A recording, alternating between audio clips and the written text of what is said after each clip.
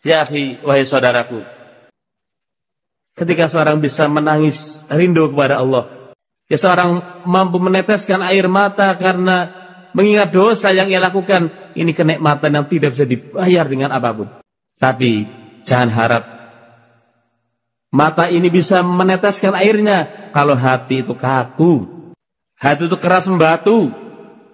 Kata Ibnu Qayyim, idza qasal qalbu qahatatil ainu. Jika hati ini keras membatu, maka mata pun menjadi kering, tidak bisa meneteskan air mata. Namun ketika hati ini lunak, lunaknya hati dengan mengingat-ingat dosa, banyak wirid, banyak zikir, hati akan lunak. Hati akan lunak.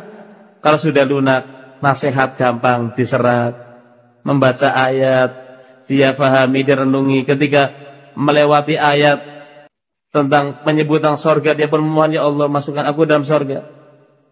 Ketika melewati ayat yang dia baca menjelaskan kedahsyatan api neraka, dia pun memohon pada Allah, ya Allah jauhkan aku dari api neraka. Satu saat Ar-Rasul sallallahu alaihi wasallam meminta sahabat Ibnu Mas'ud untuk membacakan ayat Al-Quran. Kata sahabat Ibnu Mas'ud, wahai Rasulullah, apakah aku akan membaca Al-Quran untuk Anda, padahal Al-Quran diturunkan kepada Anda?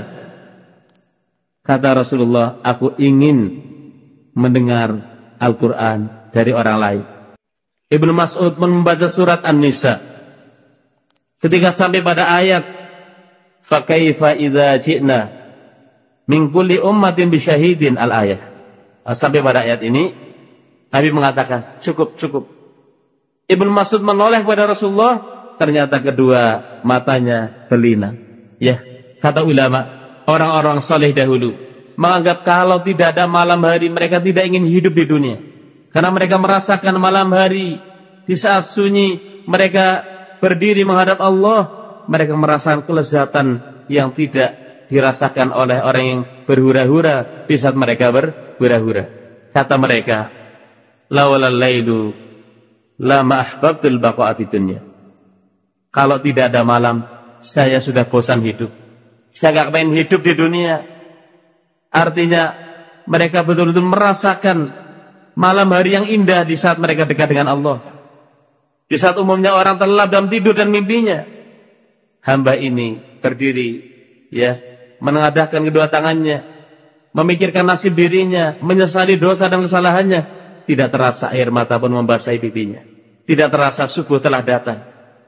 Seolah-olah dia berada di kebun-kebun yang indah, padahal dia berada di atas, ya, sajadahnya atau berada di kamarnya sedang berdoa mohon pada Allah. Kedamaian hidup, kesejukan hidup hanya dirasakan oleh orang-orang yang dekat dengan Allah.